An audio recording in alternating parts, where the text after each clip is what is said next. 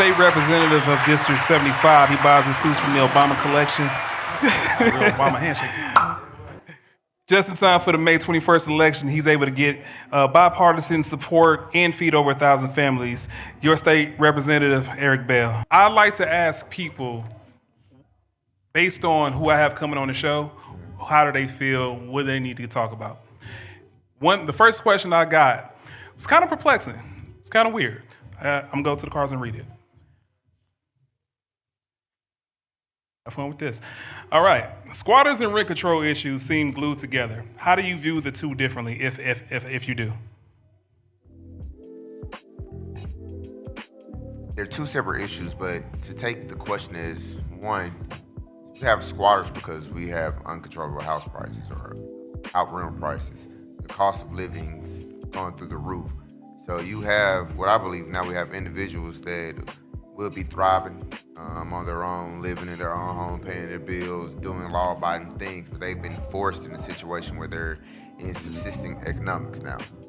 So that's why I believe the squatter situation and rent control are tied together, because if we had affordable housing for more individuals, this squatting market wouldn't be a thing. You wouldn't have people who are willing to risk it all just to have somewhere to live.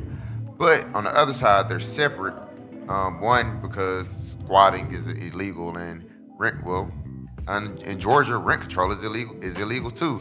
So I guess they are kind of tied together. So everything I just said is a lie, and everything I say now is the truth. So just talking to it now, it's kind of hard not to see how these two issues are tied together when you're speaking about housing reform, and what it needs to take to get people in affordable housing and quality housing. For the people that's not in the room, the natural pushback, and I try to think for both sides of the argument, both sides who may not be present in the room or have a microphone. People that are squatting the houses wouldn't necessarily have a problem paying rent because they won't be paying rent anyway. Is something that some people would say. Have you heard that argument before? No. No. I feel like I got that from the Fox News comment section. No, the only time I've heard that squatters are people with money is when they have an instance when you have someone that's used a fake lease or fake title, and marketed the property as their own, and then had a renter come in, and that renter was actually paying rent to the fake landlord. Who they believe that was the landlord. You know, I've been a victim of that. Scammers. I had to sleep my car because of that. Oh, wow. Yeah, it's a real thing. Is it it's a big car.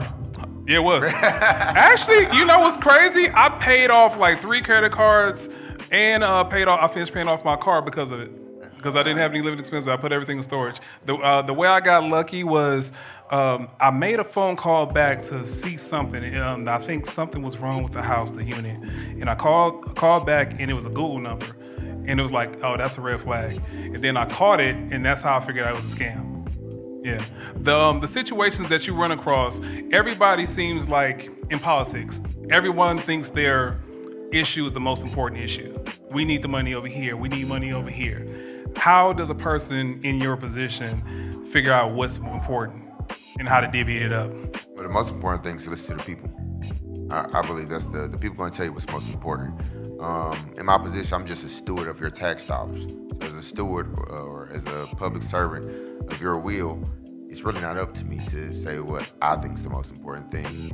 But so a lot of times, the hardest thing isn't even getting information from the community, it's just who the information is coming from. We live in a society where about 15% of the people vote in local elections and in state elections. That 15% of people are typically old folks, your grandmom, your grandpa. And when you look at it and you wonder why our society is the way it is, because everything's skewed towards an elderly person's point of view. All the resources are skewed how elderly people tend to feel about their communities. Like, you got old folks like, I don't want to pay school taxes because I ain't got no kids there. How that's going to help me? Well, if you have underfunded schools, it's going to devalue your property value, and they're going to actually raise the taxes on your house so they can pay for other municipal services. So now you're going to be paying more for a house that's valued less because you didn't want to pay a school tax to help your schools, to help the kids in your neighborhood, so they won't be breaking into your house. But that's who's leading our communities. How does an older person get that story and it connects? it's hard to, because first they look at me and they can say, boy, I live 3 times your age. You can't tell me. And that's half the issue. You see, he did the redneck voice too. Boy, man, Feels good. Feels good to black people. And that's hard. That's half the issue. They just don't listen. You can't tell me because they live their life experiences, but so many things have changed since that time. And even in our lives as younger people, I got life experience that is valued and it matters now. I'm going through stuff that an older person would never go through because they're not living in this time period. They set in their ways and they're not engaging or don't have opportunities to engage in the new economic system or the new reality of life. So it's incumbent on us that we get in the game and honestly take our communities back. I know a lot of people talk about, we need to move here and start our own communities and do this. Well, we just really need to vote. We got our own communities. All right, so let me ask a question that most people will try to figure out.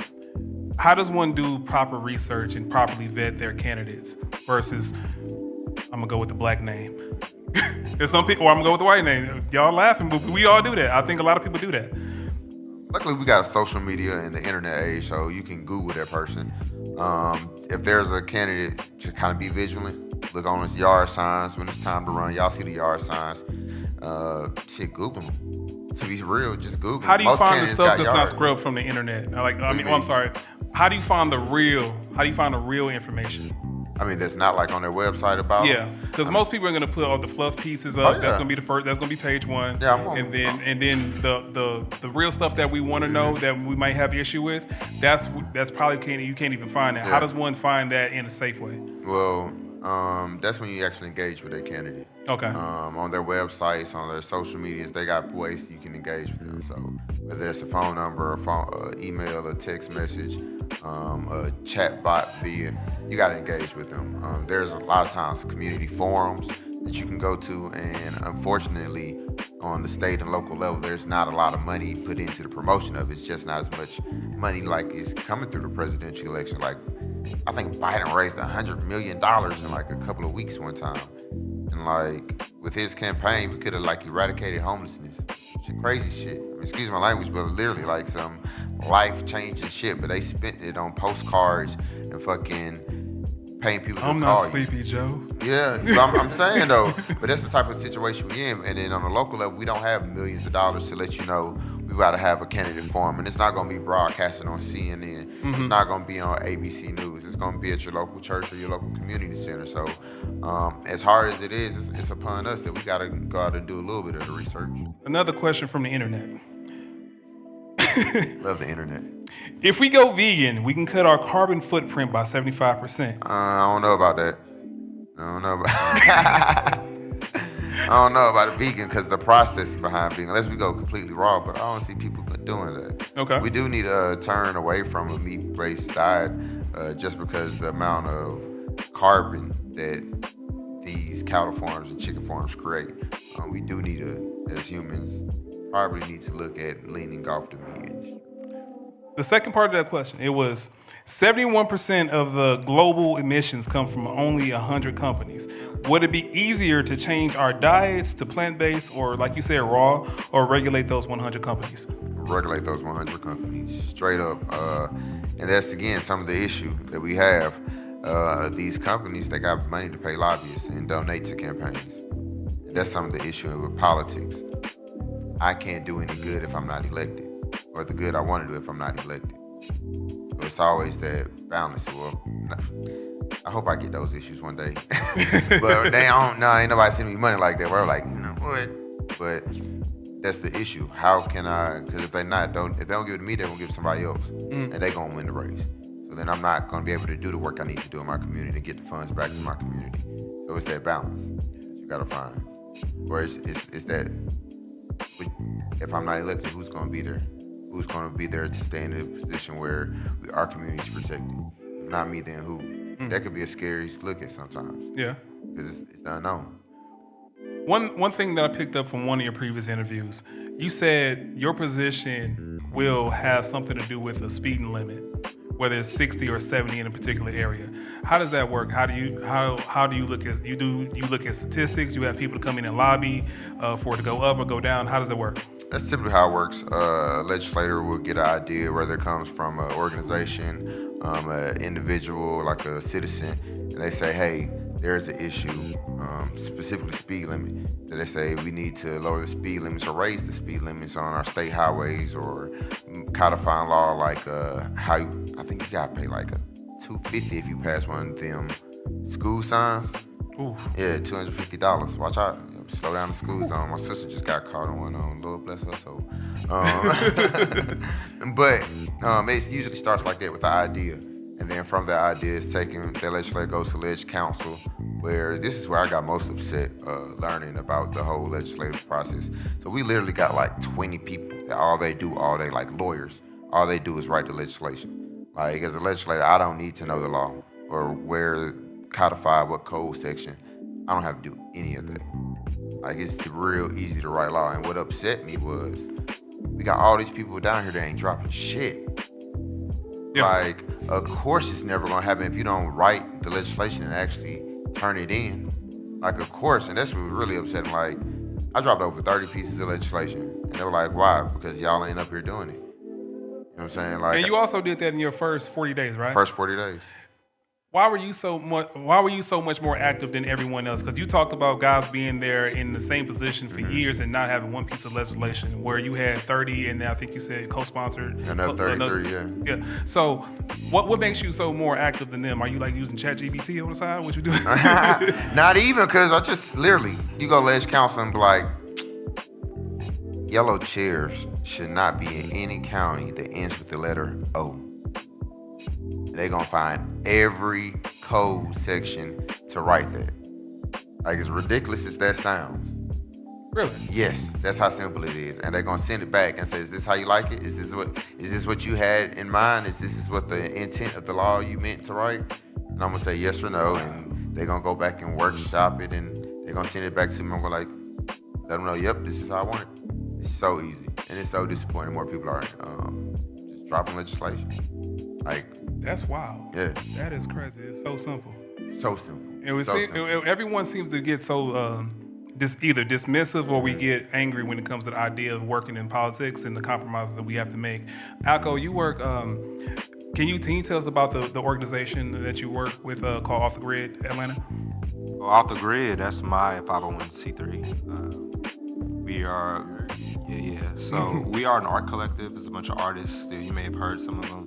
And, we do different things together. So we kind of like band together, not like a label, but a collective of artists that do things in the community. All the things we do, I put it under the Off the Grid, 501c3, and eventually, over years, we'll get grants and stuff like that. We're gonna plant some trees at Kendrick Middle School. Male trees or female trees? Man, as far as the people that know all the plant stuff, those are the girls I'm working with. I'm doing a lot of the the sex of the trees. Male trees. They know all trees. that. I like them. Yeah. But yeah, we're gonna plant some edible arboretoriums at Kendrick Middle School, and that's our first big project for the kids, which I'm excited about. But yeah, it's an open thing. If anybody want to do a protest, throw an event, art shows, connect with me. We'll gather resources together and make it worthwhile, Can you explain how you guys made your connection and built your relationship? We're in an orchestra together in 7th grade. Really? Yeah. We're in the same elementary school too, but we weren't really cool then though. Oh, he had the same girl? You had the same type? When you young, you just be in different classes. Man. Yeah, Eric was an interesting character in high school, man. He was a really cool guy. There's nobody like him. You feel me? Yeah, for sure. 1-on-1. Same romance. Shit, man. That's the name of this episode, bro. This is the homie. Like I said, we were in orchestra in 7th grade together, and even throughout high school, and really reconnected as adults, and just had common interests, whether it's community, whether it's culture. What'd you guys play in the orchestra?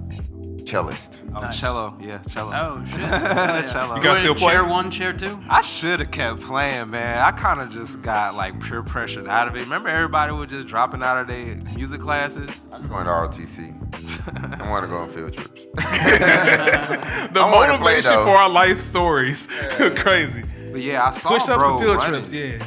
Yeah, that do. I saw him running. Was it 2016? I came out. You had something going on at what skate park? Was it Dazzles? Was it I really got the skates on. Skate Zone? Yeah, you was there. Like Tavel, the whole Money's Mill crowd was there. And from then on, we started like doing events together. We had an event called Cinco Day. Okay. He spearheaded. We did every 5th of the month. And it was going for like, how long was we doing that? 4 years strong, almost every month. Yeah, 4 years. Yeah. It was, it was great. Had our ups and downs and everything, but I learned a lot, and the base of that was to allow the people to have a place to talk about whatever they want to talk about, express whatever they want to express, and I really want to bring that back, soon enough in a more mature, solid way. How do you get people that look like us more invested in what he does? I always say like, Can I take this one? yeah, go ahead, bro. No, I'm joking. Yeah, man. I always felt like it's a lot better now, but like 6 years ago and stuff, like around when he was voting, I felt like, dang, man, it's like there's no bridge between the young people and the politicians. They all think that the politicians aren't for them. They're not regular people. And I wanted the same resources that we give the artists that made them so cool outside of their actual art. Like, you want to know what this rapper's doing, or we want to know what this athlete is doing. I feel like the politicians, the ones I knew personally, like him, so cool, like real people. You know what I'm saying? And if it was, if we cloaked how they were presented in a way that was appealing, people would mess with them the same way they mess with, celebrities. It's just how we present it. Yeah, and I'm pretty sure, like, for somebody who doesn't know politics, or you just saw this show, he didn't updated you on things. You know what I'm saying? You feel his energy. Like, oh, he's a lot like me, and he's talking all this stuff about how I can make a direct impact in my community, as opposed to thinking he's just like this employee of the government that's like above everybody. Manchurian candidate. Yeah, Of sorts. So yeah, that's what I think needs to get done. Just creative ways. I want to dovetail off that. Jason, I remember you talking about how you got so invested in politics very early. Some people, not to make it a racial thing again, I know we joked about it a lot today, but a lot of people would debate various topics. Some people would, and this both for all races. But you used to have political battles at the lunch table. That's how you got your iron sharpened, sharpened in battling a friend over the facts of cases. Yeah, it was actually my friend that got married and that I met my girlfriend through. Oh, nice. Yeah, Full circle. he was a libertarian, and we were seniors in high school, and I was like more of like an anarchist, real into Noam Chomsky and shit. So he would be like, well, we need to not regulate all these companies and shit. And I was like, well, what we need is to seize the means of production. And like, it just kind of got, and he was, and still is, a lot smarter than me. Like, he's now a philosophy professor. And so he was a lot smarter than me. So then he would say something and I'd be like, all right, I got to read up on this. And I think it was, it was always frustrating when I was going through that, but I think that was good, because now it's turned me into a person that watches like 4 hours of news a day. So What channels in particular? Which what? What channels in particular? You're a CNN guy, NBC? Well, no, I watch a lot of it is like shows on YouTube. There's Young Turks? no, I used to watch Young Turks a lot, but I watch Breaking Points, Democracy Now, Okay. Majority Report, Secular Talk, Tom Hartman, David Pakman Show. Mehdi Hassan, who used to work for MSNBC, just started his own channel called Zeteo, which they haven't put out that many videos yet. It did just start, but I've watched pretty much all the ones that they've put out, and it's very good, because it's kind of like, there's some shows on YouTube that, at least for a while, it was like, it's a guy and he's just on a camera and he's commenting on the news of the day. but there's some of these shows like Breaking Points is the one I probably watch the most, and it has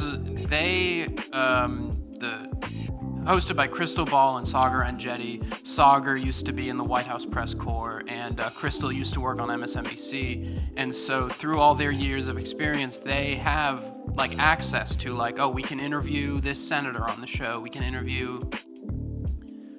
this activist working in this thing. And so I think that that's one thing I find great about Zateo, which just opened, was because Mehdi Hassan, like, oh, he just worked for MSNBC, so he's like already, I think he just interviewed Cornel West, and he's got like, all these guests lined up. He put out a list of all the people that are going to contribute to his channel, and I was like looking through it, I was like, holy shit, these are awesome fucking people. So when we find ourselves looking at echo chambers in all parts of conversations in our social media and different parts, or even our YouTube algorithms, do you guys look for what the other side or people that don't have your opinions are saying? Always. Yeah. Where do you search?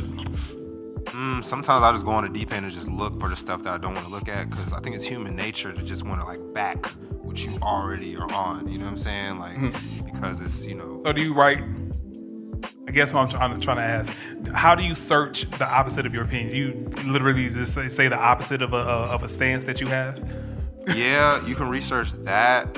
Sometimes, it's annoying in any capacity when somebody is like biased, so even if it's something you like. Right. So I try to go to unbiased outlets, even though like to some level everybody's biased, but like I try to go to outlets that are just giving me the information. I'm trying to hear other people's pain points, because I know everybody, like in their minds, they really feel like they're making the best decisions. Yeah. That what they're doing is the best for everybody. Even if you can easily point at it and be like, yeah, there's holes in what you're talking about. You want to see why they feel what they feel, because you might be missing something. Especially now in a situation where it's like, you think of like Donald Trump and Biden, right? It was a lot easier before the Palestine thing for somebody to be like, oh yeah, Biden is the lesser evil. Now the Palestine is like, okay, if I'm not choosing Trump now, I'm going with somebody who's, okay with this genocide. You know what I'm saying? And Trump but would if be I worse. choose Trump, somebody who's okay with it. You know what I mean? I don't want to interrupt. Well, it's just I think that before October 7th, I would make the argument that Biden versus Trump wasn't a lesser of two evils. Because there's, I'm not a fan of Joe Biden, but I do have a list of like all the accomplishments that he's done, and he is kind of transitioning us out of the neoliberal era, at least on domestic issues, and he did get us out of Afghanistan, blah, blah, blah. But now that he is pretty much doing almost anything Netanyahu wants, it's really hard to make a case for him. And I do know, like, Trump would be a lot worse. And Biden has, behind the scenes, like, done a few things. And if Trump was in power, Gaza would be a parking lot. But, like, every time... That'd be like rebuilding the beachfront condos. Yeah. Like selling them. That's what they literally had, like, a convention that they were... everyone was chanting, I'm Yisrael Chai, and talking about, like, signing up, we're going to have settlements in northern Gaza. And it's just... And to see Biden... this election... I could talk about Israel for literal days, but this election... You might get this video taken down. Yeah. Well, but this... Edit point. Yeah, well, this election, we have the two most pro-Israel presidents in our history. I mean, Trump's the only president we've ever had that didn't at least say he supports a two-state solution. And even, George W. Bush and Ronald Reagan, those guys, when Menachem Begin was bombing Lebanon in 1982, Reagan called up Begin and said, hey, fucking stop it. And then he stopped. And he was like, I didn't know I could do that. But now we got a guy who's just not doing that for some reason. And it's tragic. It really is heartbreaking. When you look at things from a world perspective, it can change your opinions on what us Americans have seen. Like, for example, my father, he votes Republican now, you know what I'm saying? And his whole reason... Quick question. Do you feel like more black people are more conservative when the issues are laid out versus what they say in public because it seems more popular to be liberal? I don't know. I'll really have to like do an inventory of all the things that black people really, really want and then make a comparison. But yeah, like in Africa, for example, like Gaddafi. Gaddafi was like that guy, you know? A lot of Africans look up to him like he was like black savior. He was gonna unite Africa, make one big currency, make us a powerhouse in the world. And Obama killed him. You know what I'm saying? Like technically Obama killed him. So my father, in his point of view, is like, fuck Obama. In the same way, if it was like, if Gaddafi had killed Obama, you know what I'm saying? American What he becomes- meant to American people, like, fuck that nigga. You know what I'm saying? So the world perspective, there's John F. Kennedy's like, we love John F. Kennedy, even black people. But from an African perspective, he killed some African kings. Yeah. And there's more black people in Africa than there is in America. So it's like, who am I to be like, oh, this is black people's, like, we like him. Like, no, African Americans like him. As far as black people across the world, we have a different lens. You know what I'm saying? Like, we have the richest oppressors over here. So it's easy for us to like just think that just because Life Lottery places here, you know, we don't have to look at, you know, the majority of black people across the world when we consider black people. You know, as an African, like I would see like Black Lives Matter and all that. And I kind of felt unincluded a little bit. I mean, just because like it really felt like African American lives matter. And I say this all just to say that like we have to have a global view because we can be nationalists without knowing it if we're not looking at everybody's perspective. You know? When the whole thing with I want to go back to the original point of the echo chambers of our arguments, but when we started breaking down and people started criticizing the founders of Black Lives Matter, do you guys think of that's the same sentiment across our borders? So I've seen many protests where black people were having Black Lives Matter as a rally cry point for their protests. But here in America, it's kind of starting to change a little bit because the people are looking at the person that founded the corporation or the 5013, and then the appropriation of funds or misappropriation, depending on who you talk to. So do you think is more of a trendy phrase to say and it kind of just turned into something else because we have more layers uncovered in America? The issue is that people take the movement, like when I say that, I'm talking about from civil rights to where we are today, for a moment. Like when we were chanting Black Lives Matter, that is a movement, not a moment. It transcends an organization. It transcends any person. Someone can trademark a name and put a LLC and get an EIN behind it, but it's not an organization. You know what I'm saying? It's a movement. You can't trademark the civil rights or the civil rights movement and say, oh, well, since they had sex with white women, that deflates the whole movement. It was a bad movement. That's the same thing people are doing here. It's not a movement. It's a movement. It's not a moment. It's not an organization. You get Silly, down or you're dumb gonna lay question. down. What's the difference between a Trump hat and Black Lives Matter t-shirt? One was made in China. You said one what? The MAGA hat was made in China.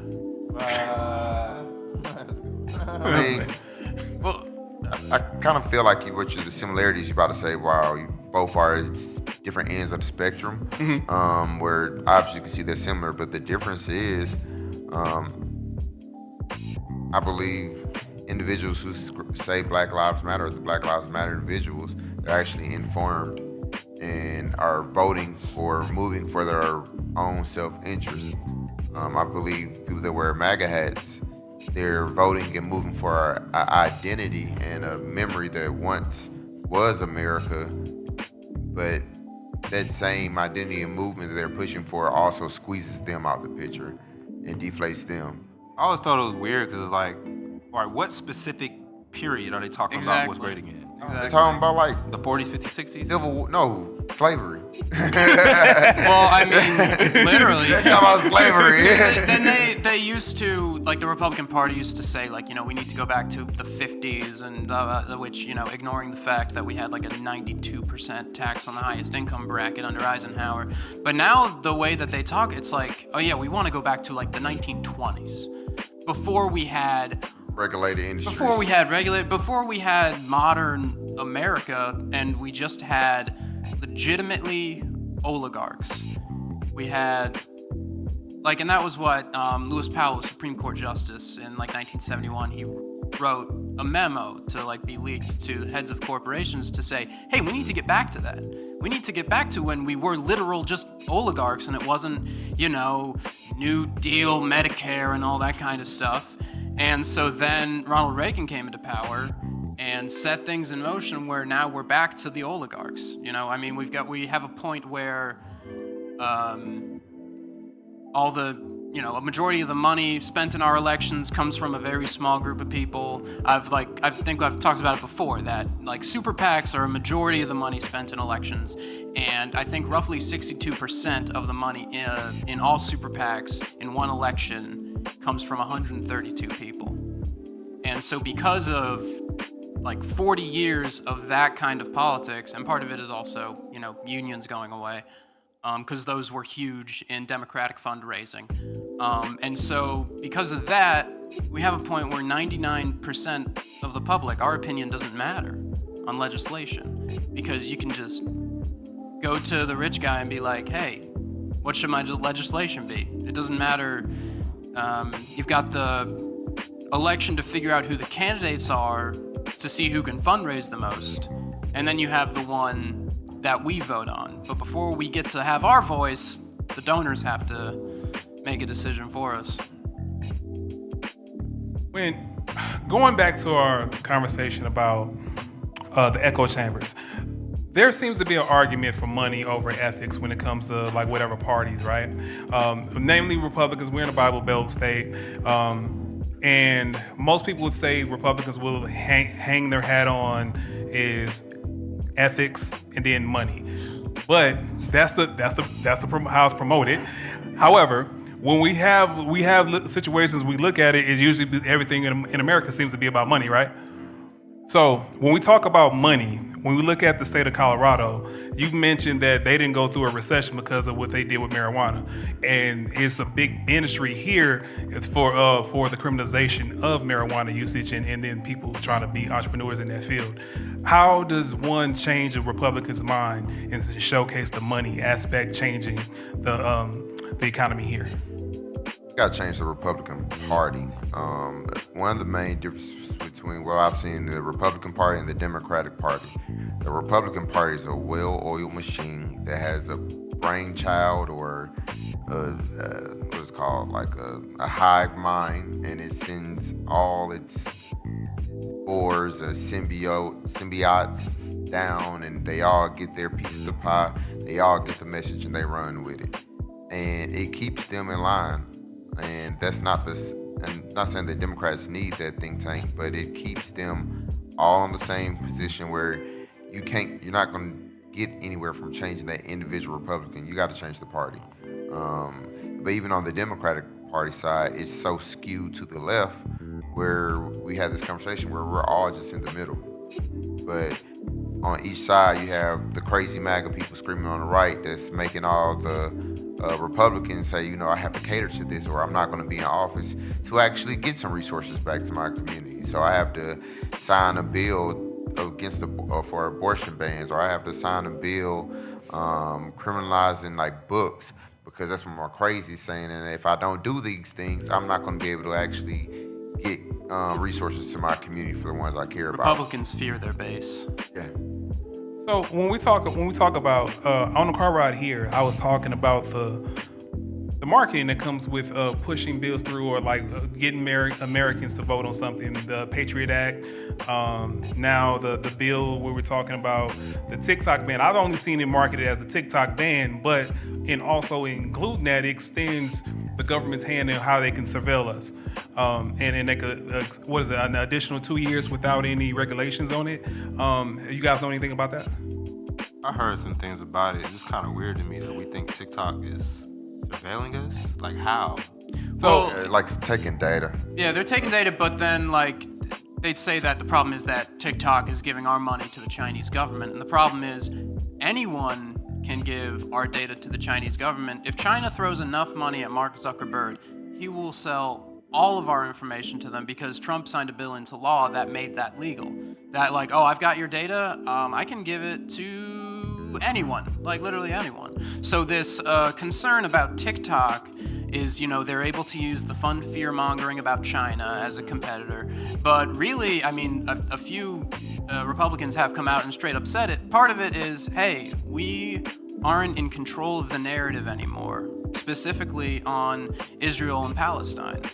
Because one, you have people like on TikTok spreading like, information and news and the kind of stuff you don't hear on mainstream media. And then you also just have the fact that mainstream media is just dying. Like, they are dying and they don't know what to do about it. They used to have so much power, and they still do have a lot of power for like the people that actually vote, because like you said, older people vote more. And you still watch those channels. Yeah, and and Joe Biden watches Morning Joe every day. Like that's true. That's just a true thing. So I think that they really want to do what they can to get young people disengaged from politics, because they know we're the future. The people that in 2016 were Bernie, feel the burn people, whatever the Bernie supporters you can call it. That was 8 years ago, and he was polling, I think, 80-something% with people under 35. So now those people, that's 43. So they know that we're getting older, and we are, the future. That's why we've got 80-something-year-olds in office, because we're not voting. Yeah, because we're not voting, and part of the reason we're not voting is because we don't feel like we have any effect, and especially Is it like the take on college? Like, some people think they don't need to go to college in order to get a job or be gainfully employed. Is it something like that? Well, how do we change that? I think you gotta align politics with these values that we always talk about on the internet. Like, align politicians with what you want to happen. Like, hey, we're talking about this rent issue. I know plenty of people on the internet talking about rent strike. I talked to 3 people about rent control this week, and none of them showed up here because it's not fun. Well, there needs to be a rent strike or rent strike politicians that in Atlanta people know, hey, they're trying to do this. This is how the change is made outside of us protesting. We're doing this part right, but this is the person that will have authority to make the decisions we want to happen. You know what I'm saying? Yeah. Some of it's people just got to sacrifice and run. We need just more people to run. Like you, and everyone in this room on watching right now.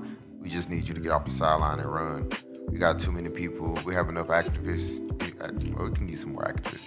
We need some more. We can use some more activists, but we got enough. But what I get sick of is people saying, you know what? I don't want to be in a position. I'm a kingmaker.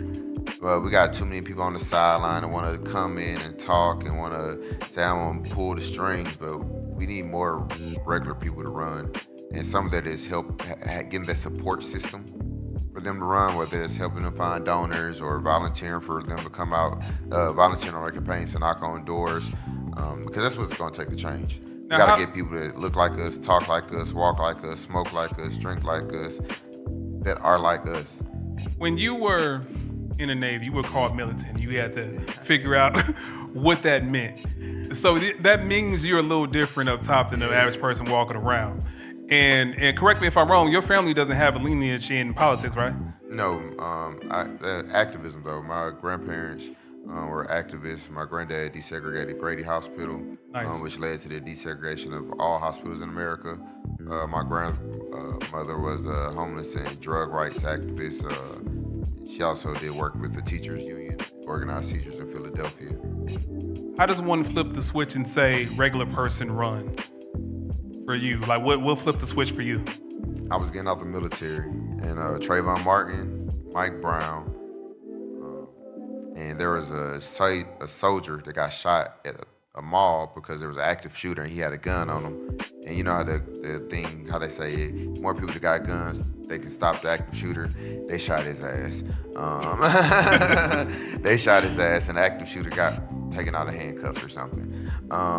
And there was also a statistic that said a black man is more likely to die in his neighborhood than in the military. And I was like, damn, I'm getting out the military. Like, shit, I'm about to go home. And I'm like, it's safer for me to go to war. Like, it was crazy. So when I first got home, I was like, well, it was middle of recession and I could not find a job. So I started volunteering. I interned at the Economic Development Department of Fulton County. I was just doing some numbers looking, and I found out the district I represent right now, during the housing crisis, was #1 for underwater equity in the United States.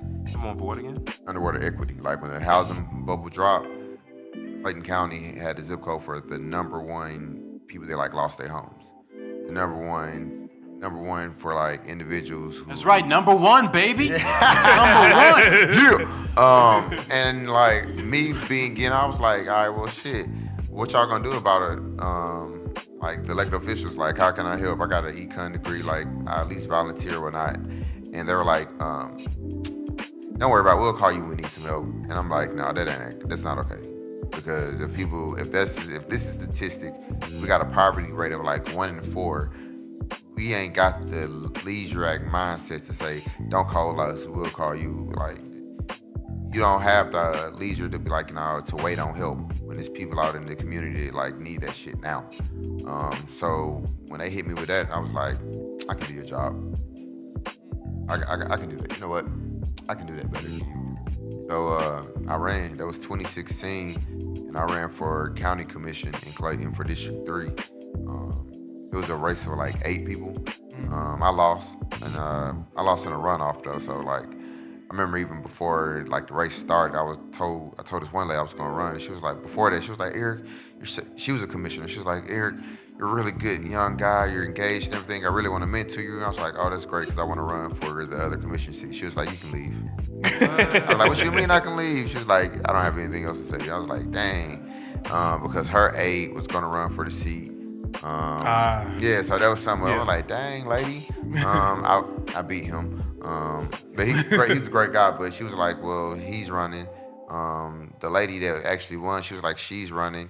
And then she was like, such gonna run too. And I'm just getting back from the military. I didn't know who none of these people was. I'm like, I was the prom king. Hey. I was like, shit, man. This is my neighborhood. What you mean, man?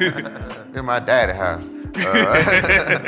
But like, I saw I lost, but I knew I was gonna do it again. I knew I was like, nah, it's gonna happen. From earlier, we were talking about regular people got to run. How does one like him? How does one that look like him get cleaned up for the politic look? Because right now, I'm looking at you. I made a joke earlier that you get your shoes from the Obama collection and stuff like that. But he was often criticized for his suits being too stylish. You have a nose ring, you got a part in your head, even though you went. Never mind. But like, there's a lot of things that come with how a politician is supposed to look. How does one change a normal person to have a look that garners votes and interest from their local constituents? Is this like a Queer Eye spinoff that we're doing, but for like Somewhat. politics? Somewhat. I guess more suits and slacks. Yeah. Basically, man, just put on your suits and slacks. Honestly, that's it. You got to play the part. Like with any profession, there's a uniform.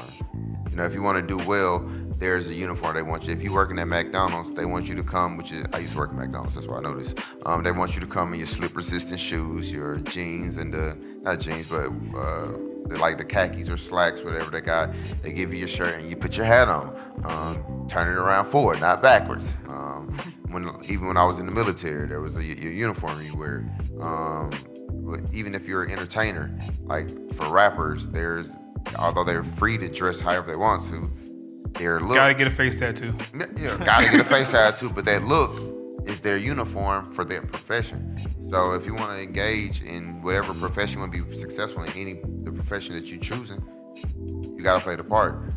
Do I feel like wearing suits all the time? No. Do I think I look good in them? Yeah. But you just if you want to make change, you gotta make the sacrifice too. You know what I'm saying? Like LeBron James didn't become the best basketball player in the world because he was like, man, to be the best basketball player, you gotta stay out and do weight training and shoot shots.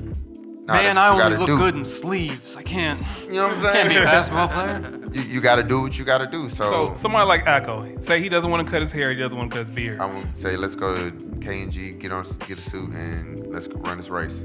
Let's take some pictures. Not changing the beard, not trying to convince him to knock the beard off? Nah, let's go get a haircut, clean it up. Your line straight, cool. Let's take these pictures. That's it? And let's get it going. Here's your monkey suit. You with it? That's all it. That's all it takes. Like, you know what I'm saying? Here's your suit. Like, you know how the backdrops, how you put your head in, stand in. Oh, the real estate picture? Yeah, not really. Like, you know the cutout, the boards, where you like the mother, put your head in. All right, cool. Turn to the side. Let's get it. I like suits. Starting from scratch. Have you ever? Did you help work on his campaign? Yeah, we did some work. I did work on multiple campaigns. Yeah. So starting from scratch, you didn't know anybody. You said prom king. When you start a person from scratch, it's so much easier to talk about the success where they get the position and then they have all these relationships where all these funds are coming in there. And it's like, okay, I'll just make a few phone calls and then I just got to work with my friends, basically. How does one start that campaign from scratch? Building those relationships, getting money, shaking hands, kissing the babies. How does your week look during election time? Election time, it looks like I'm not sleeping. Either making phone calls to the fundraise, making phone calls for volunteers, making phone calls to voters. During election time, it's no sleep. But to start from 0 to 60, first thing you do is call friends and family. Call those in your circle and let them know, this is what I'm doing, pitch in. The first time I ran, I did that, and it's gonna be tough. They're not gonna buy into it. Some of it might have been my age. Prior for me running, I didn't have a political background. I did work in economics and understood that, but I wasn't an activist first.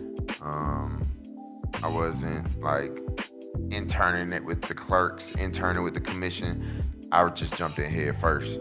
And that's what I want to say to everybody else, just jump in. You don't need a prerequisite to do it. If you got the passion, you care about it, that's all you need. Talk your talk and get it going.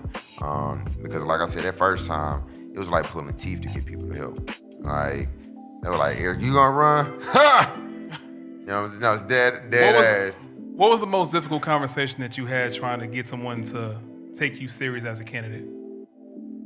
I don't know about the most difficult conversation, but the most memorable conversation was, I remember I was at Club Ritz on Ritz 2 on Old Nat. Yeah, I was at Ritz 2 on Old Nat. And then just kicking. You can tell how much of a crime element by saying, oh, Nat. I was there, and my partner was like, my first time running, he was like, how you gonna be in here kicking with us and you trying to run a community? And I knew he was joking. But it came from a serious point because he was like, how you gonna be in here at the club with hot wings and Black and Miles and Hennessy, you know what I'm saying, and ass, and you trying to make the community better. Like, what they look like, you kicking it back in VIP with us and they passing a joint around. Like, how you gonna try to do something better? And I know he was joking, but it came from a serious point because you see a politician and you automatically think, but you think they got to be on something better than you. But in the real day, I deserve to chill and kick it too. I deserve to have some time where I even say I can be a normal person because I am a normal person. We all are normal people, but we got a time where we can drink too and just relate. Because you wouldn't vote for us if we weren't relatable. You wouldn't vote for a person you can't relate to. So when I'm kicking it and we just in the streets or wherever you want to call it, allow me to be that person because I'm that same person you was kicking it with. That I'm the same person that I'm in the corridors with these senators and other representatives saying, yo, free my dogs. I'm that same guy, so allow me to be that person wherever I am and know I'm holding it down. Jason, what would he have to do, or what would he have to say, how would he have to present if not for this show in this very moment? How would he get your vote and your support? Well, my primary issue with any sort of candidate for anything is what do they think on campaign finance reform? Based on the conversation we've had so far, I think I think you seem like you're in the right direction. Sorry, my hands are sweaty. It's kind of warm in here. And I'm on medication that makes my hands clammy, which I sweat in the wintertime. It's cool. But no, yeah, I think that my primary issue, and I think for a lot of people, it's do you work for me or do you work for, Michael Bloomberg? Who are you?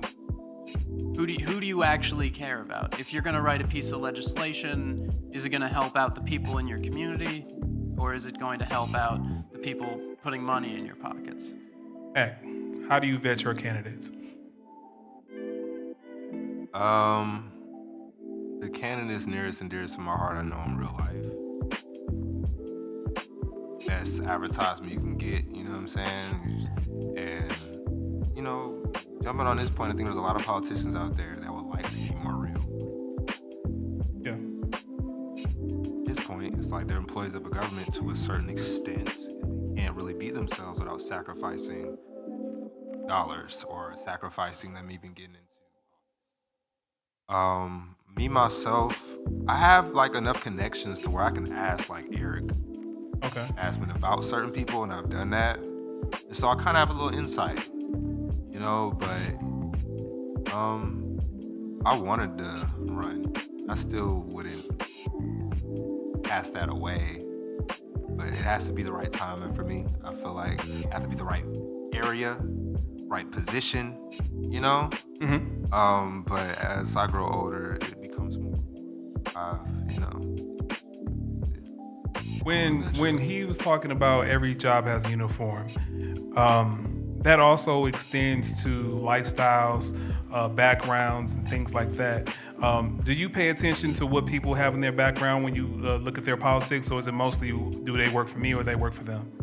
I kind of, if I like a candidate, I like to see like, oh, I wonder if I would get along with this person in real life kind of thing. And like, you know, if I don't, it's like, whatever, but I still like the policy. I'm a policy first kind of guy, but there are a lot of people that aren't like that, you know. When you talk about the different lifestyles in politics, we live in a time now where the idea of different lifestyles are becoming more open. Obviously, more on the left side than the right. But when you talk about people that are married, unmarried, have multiple children, people that have children out of wedlock, all that stuff comes to the forefront when people get into elected positions. Talking about the rest of the people in the House of Representatives. Say it again. The rest of the It's not like you talking about my colleagues, bro. How does that factor? Like, how does that factor into gathering support or having someone drag your dirty laundry out to the street for everyone to see? Do you address it? Do you try to shush it? What's the technique? I mean, I think I'm lucky where all my dirty laundry out there. I put it out there for everybody to see, and I feel like wherever I think is dirty, it's clean enough to show. Nice. To be real, I'm not that type of guy that gotta be hiding in the background and doing sneaky stuff. Probably that's why I got in trouble as a child, because I was just like, well, I'm just over here doing this, coloring on the wall, or like, you know what I'm saying? Like I was just playing in the paint. Like I'm not hiding. I can see the attack ads now.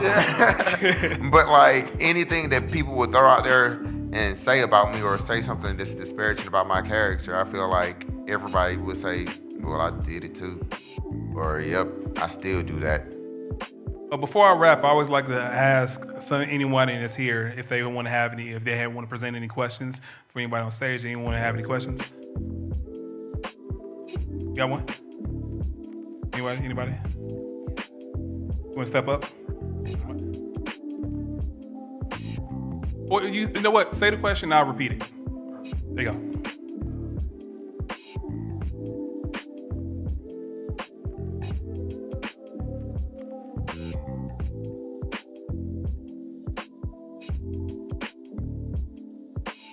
So the question was, what is your stance on cannabis, and how does it work in the state and everyone else? What is your idea of cannabis as well? As an advocate and patient, I think it's one of the best plants, one of the best remedies, or one of the best natural plants remedies. I don't care. It's a great thing. First, we need to decriminalize it, so patients, users, smokers, dabbers, ediblers, however you feel can have safe access. Because for me, it's mostly about harm reduction. People that like to use recreational, they're gonna get it. But for individuals where this provides a quality of life change, whether that's from epilepsy, dementia, depression, sprained ankle, schizophrenia, anxiety, anorexia, bulimia, whatever your ailment is, I think it's cruel and unusual to prevent individuals from getting safe access to the medicine that they need just to live a great quality of life. So decriminalization, legalization in a manner where we don't destroy the cottage industry and allow small farmers, small growers, local distributors, small distributors to engage in the industry. We don't need a big box company coming in like your True Leaves and your it's other companies that are from outside the state of Georgia. Number one, we need to allow Georgians first to engage with the system, and also not only allow Georgians to engage with the system regardless of your criminal history, unless it's like something crazy like you're a murderer or a rapist. To engage in the system, but not only for future aspects, but also restorative justice by expunging, sealing, and expunging and sealing records of individuals that previously been convicted and served time for marijuana crimes. We need to let them out. I'm currently have a bill to restore the Hope Scholarship to individuals that have drug offenses. So. I probably dropped over 5 pieces of different forms of marijuana decriminalization or legalization legislation, whether it's THC oil, raising the minimum possession to 3 ounces, decriminalization of mushrooms. If y'all didn't know, shrooms is a felony in Georgia. Whether you have a pound or a gram, whether you microdosing or you going for the whole thing, it's a felony. And we have individuals that use mushrooms as psilocybin. Yeah. But no, I know. I'm engaged with my constituents. I engage with the community. I talk to them. What helps you? How are you doing? I got friends in jail. I got cousins that died from hypothermia. I got an aunt that's a doctor. I got a homie that's a lawyer. I got a homie that's a pharmacist. I got a homie that sells weed. You know what I'm saying? I got it all. I come from a real community where I engage with real people every day. So however I can help improve the quality of life for Georgians, where we can be that steeple of what quality of life looks like, whether people say live, work, play, raise a family, move out of move into a higher economic status. That's what we need to do. And decriminalization and legalizing marijuana is a must. Wondering, can you decriminalize marijuana through like the sheriff? Probably need to start calling it weed and pot and cannabis, so we can it was only called marijuana, so they can make it seem like Spanish and say, oh, it's so scary, this Spanish thing. So we need to reclaim the word. Sounds country enough to say. Yeah, cannabis and pot and weed. Call it some English shit. Remember when Vic the Hill got in? Flower. White people love flowers. But remember when Vic the Hill got in the first time and he fired all those cops and he changed the behavior and all that? Could there be a sheriff that we could vote in that's our sheriff that knows the streets right? That could be yo, nobody's arresting nobody for this. Yeah, is that possible? We gotta vote. Like you just said, could there be a sheriff that we vote in that does say, you go to the candidate forums, vet the candidates, and as a community, we say we're gonna vote for that sheriff that's gonna do that. So that's happened in other places where a guy would come in. There was in New York. There was a sheriff, or I don't remember what his title was, but he came under a lot of controversy because there are a lot of racist cops in New York that would go up to people drinking on at the front of their house, drinking 40s and shit, and they'd give them tickets for public intoxication. And so there was this black sheriff who went up to white people drinking wine in the park and being well, if they're gonna get them for that, I'm getting you for that wine. And that caused a huge controversy. And he was like, what? This is just... It's beautiful. This is just... Yeah, it's just it's just kind of if we're going to apply the law, we should apply the law. It's showing really how absurd it can be sometimes. Why do you think that it wouldn't happen? What was your... Say it again.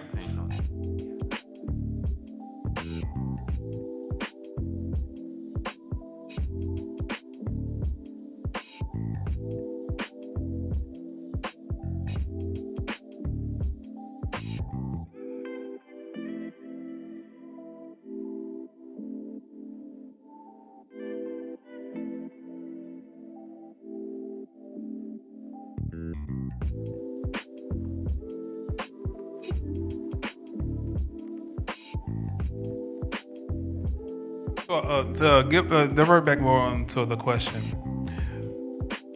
in a previous interview, you talked about the majority of the people that oppose the decriminalization of marijuana is because they like people being in jail because it keeps dollars in their staff, their people staffed. How does one get a Republican to look at it from an economical standpoint? The numbers, just bring the numbers to them. But they'll say they understand that, but the people in my district won't vote for me back if I do this. Honestly, having that they'll look me dead in the eye and say, "Oh man, this is a great." So we need pop marketing is basically what you're saying. I mean, we got to go to their districts. Honestly, we have to go to Republican districts and knock on the Republican doors of the individuals who are Republicans and say, "Hey, this is a good policy for you. Let your representative know that you care about this." That's what it takes. Like all these organizations that are knocking on doors for like liberal stuff, they need to target Republicans as well and say, "Did you know this? Do you know this?" Because I feel like majority of the Republican base, they're misled information. They're going off of propaganda and not actual true statistics. They get caught up in the emotion of what it is to be Republican and making America great again, and not actually what is in the best interest for themselves. So I think it's really going to take like us getting out our echo chambers and going to other Democrats and say, "Time to vote Democrat, vote for this way, vote for this way." No, we got to cross over we got to go down to Lowndes County. We got to go down to Coweta. We got to go down up to Dalton and over to Calhoun and talk to these people like, "Hey, man." Dirt road. Yeah. And like, "Hey, you know you voting for this cat that's like holding you back." And just break it down for them. Fill the pockets. So, last question. I already asked you earlier, so I ask you two gentlemen, and we can end the show on that note. Based on where you are right now in the position that you see yourself in, and we'll start with you first, Act. What do you ultimately want from what you do? What do you want from an ambition standpoint? How far do you want to take what you do? I'm still figuring out how I want things to look. Still figuring out how I want it to feel, but I know it starts there. I know what I'm supposed to do to a certain extent. I know I'm going to have to help a lot of people before I, get up out of here. So I use everything that I do very well to maximize those efforts. As I get older, I'll have more resources, I'll be sharper, and inevitably more people will be helped. So that's kind of how Office? possibly, I have a lot of ways I could go, What about you, Eric?